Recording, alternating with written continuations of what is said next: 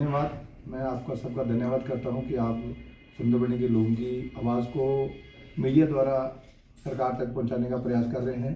इस बात के लिए मैं आप सबका हार्दिक अभिनंदन करता हूं। यहां तक सुंदरबनी के लोगों की बात है, पिछले कुछ समय से सुंदरबनी के लोगों के अंदर बहुत रोष पनप रहा है। वो हम समझ नहीं पा रहे हैं कि सरकार और हमारे लोग, जो हमारे नेता जो चुन के गए हैं, वो उसको समझ क्यों नहीं पा रहे हैं।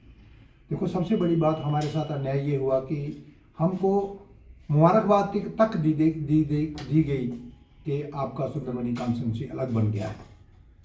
शुभ प्रभात में खबरों में आया, लेकिन जब इसका कार्य रूप तैयार किया गया, जब इसकी नोटिफिकेशन देखी गई, तो सुंदरबनी का कहीं नाम नहीं था।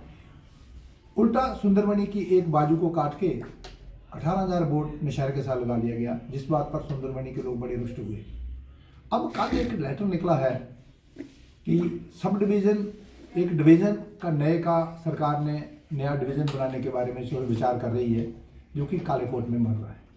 हम कालाकोट में डिवीज़न बने ना बने, इसका हम विरोध नहीं करते हैं। कालाकोट दूर दराज का इलाका है, वहाँ भी डिवीज़न बनना चाहिए।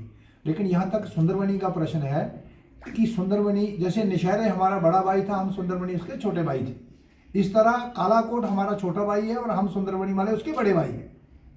तो हमको दोबारा छोटा भाई बनाया दिया जा रहा है, इसलिए हमारे लोग इस चीज़ पर बड़े रुष्ट हैं और लोगों के अंदर बड़ा रोष पनप रहा है, और बहुत जल्द ये आपको ज़मीन पर देखने को मिलेगा। लेकिन सत्ता आपके पास थी, भाजपा के पास थी। देखो, ये प्रशासनिक अधिकारी जो है वो भाजपा के कहने से ही काम करते हैं, उसके बाद भी ऐसा अन्याय क्यों सुंदरबनी के साथ हो रहा है? आपके यहाँ से जो विधायक जीत करके गए थे, सबसे सर्वाधिक वोट जो है सुंदरबनी से लिए हैं, फिर भी ऐसा अन्याय क्यों सुंदरबनी के साथ? यहाँ तक मैं इस विषय में रोशनी डालना चाहूँगा कि आजकल जितने भी कार्य हो रहे हैं वो एलजी प्रशासन द्वारा ही लिए जा रहे हैं। ठीक है, हमारे विधायक जी वहाँ अध्यक्ष बैठे हैं, उनकी सलाह हो सकता है ली जा रही हो, या हो सकता है सलाह उनकी ना माननी जा रही हो। इस विषय में कोई विशेष पुख्ता सबूत आए थे ना। एक वीडियो वायरल हुआ था जब परिसीमन आयोग का गठन किया गया था, परिसीमन जब किया गया था, जब नौशहरा को सुंदरबनी से अलग किया गया था और नई कॉन्स्टिट्यूंसी का गठन किया गया था, तब एक वीडियो वहां से वो बिल्कुल सही मायने में सटीक बैठे जा रहा है वो प्रश्न। हाँ ठीक है, हमने भी वो वीडियो सुना था जिसमें अध्यक्ष जी किसी को बोल रहे हैं कि मैं आपकी कॉन्स्टिट्यूंसी बना दूंगा।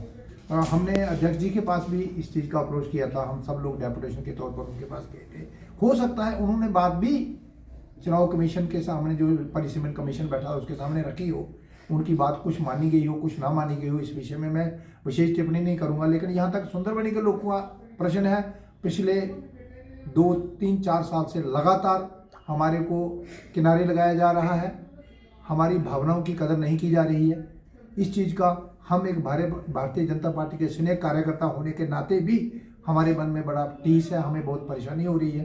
लोग हमसे जवाब पूछ रहे हैं और हम अपने आप को बड़ा असहाय महसूस कर रहे हैं। जिस तरह से स्टेट लैंड्स की आप बात कर रहे हैं और आपकी जो जदोजहद और मीटिंग्स हैं वो लगातार हम देखते हैं कि दूर दराज के क्षेत्रों में हर वर्ग के लोग आपके साथ जुड़ रहे हैं, पर कहीं ना कहीं जो आपकी जो सुनवाई है वो अभी तक नहीं हुई। उसके बावजूद वहाँ पे एक लेटर और एक PDF वायरल हुआ जिसमें सुंदरबनी की जितनी भी पंचायत सी बाय कनाल्स के हिसाब से वहाँ पे जो ज़मीन है उसको खाली कराने के लिए वहाँ पे जो ऑर्डर्स हैं वो वायरल किए जा रहे हैं। आने वाले समय में अगर इस प्रक्रिया को ग्राउंड पे उतारा गया तो आने वाले समय में सुंदरबनी के क्या हालात होंगे? देखिए, मैं आपको क्लियर करना चाहता हूँ, ये जो स्टेट लैंड का मसला है इसको मिक्सअप किया जा रहा है। सुंदरबनी, सियोट और बहरीपतन तीनों की मिलाकर लगभग 3 कनाल ज़मीन जो है वो स्टेट लैंड निकली है। हमने पूरा ब्यौरा कटा दिया है, लेकिन हमें समझ नहीं आ रही कि जम्मू की जो स्टेट लैंड माफिया द्वारा कब्जा की गई है उनके साथ हमको कंपेरिजन किया जा रहा है, जबकि ऐसा नहीं है।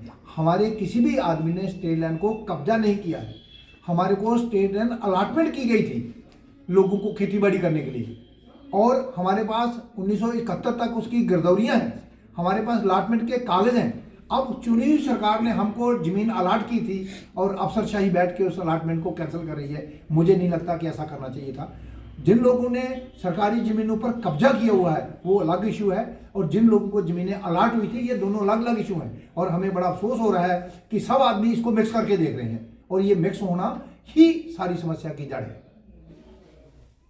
बाकी ये है कि हम लोगों के पास जा रहे हैं, लोगों का बड़ा जबरदस्त रोष है। अब ये रोष किस रूप में जमीन के ऊपर उतरता है ये आने वाला समय बताएगा। अगर सरकार ने यहाँ किसी किसान की जमीन या किसी मजदूर की जमीन जो कि उस पर खेती बाड़ी कर रहा है उसको छीनने का प्रयास किया तो यहाँ के लोग हम सब दूसरी सरकारों पर अत्याचार के आरोप लगाए जाते थे जो पूर्व में सरकारें रही हैं, लेकिन भाजपा की सरकार भी आज वही कर रही है लोगों के साथ जो पूर्व सरकारें कर रही थी।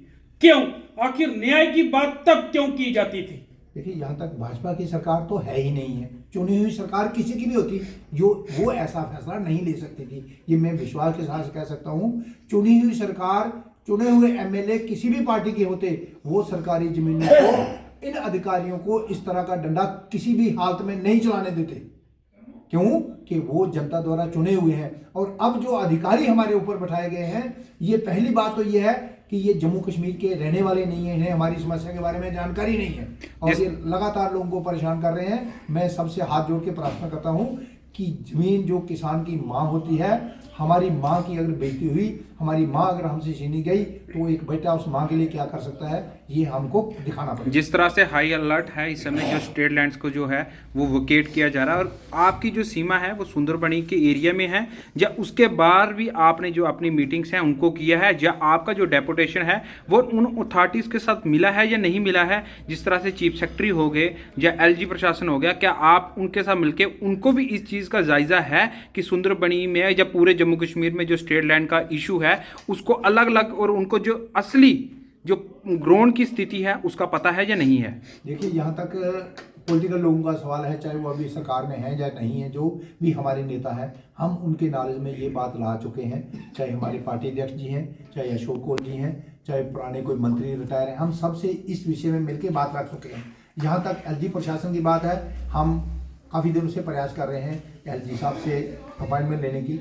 हम पूरा मेमोरेंडम तैयार किया हुआ है, जैसे ही हमें अपॉइंटमेंट मिलती है हम एलजी साहब के पास जाएंगे। यदि आपके अधिकार से आपको वंचित रखा गया, इसके ऊपर कोई उचित फैसला नहीं किया गया, तो आपका ये आंदोलन एक बड़े व्यापक स्तर पर जाएगा क्या? हाँ, ये आंदोलन पूरे जम्मू कश्मीर में जाएगा, क्योंकि 14 लाख से ऊपर कनाल स्टेट लैंड है, जो 14 लाख के लगभग ज़मीन है जो लोगों के पास है।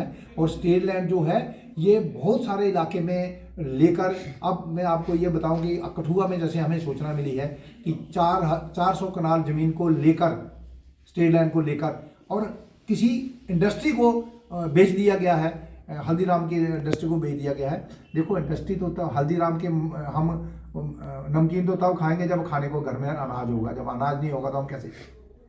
धन्यवाद आपका बहुत। देखिए, ये जो आप कह रहे हैं, जो एक लेटर निकला है स्टेट लैंड खाली करने के लिए लोगों से खाली करवाई जाए, लेकिन ये आपको बताऊं, ये कोर्ट का विषय है। ये हाई कोर्ट का एक ऐसा आर्डर निकला है जो आगे फर्दर अफसरों को डायरेक्ट किया गया है कि जिसके पास भी स्टेट लैंड है वो खाली की जाए। मैं अपनी तरफ से और अपने सरकार से भी ये रिक्वेस्ट करूँगा और एलजी प्रशासन से भी ये रिक्वेस्ट करूँगा कि हम पहाड़ी लोग हैं, पहाड़ों में जो लोग रहते हैं, मैक्सिमम जो एग्रीकल्चर लैंड लोगों के पास है, अगर स्टेट लैंड है, तो जब से वो 52 से जहाँ पर, 47 से जहाँ पर रह रहे हैं उसी लैंड में रह रहे हैं। उनका खाना पीना जो भी उनका रोजगार है उसी लैंड पे है। पूरा एग्रीकल्चर का जो उनका खेती बाड़ी का जो काम है उसी लैंड पर वो डिपेंड है।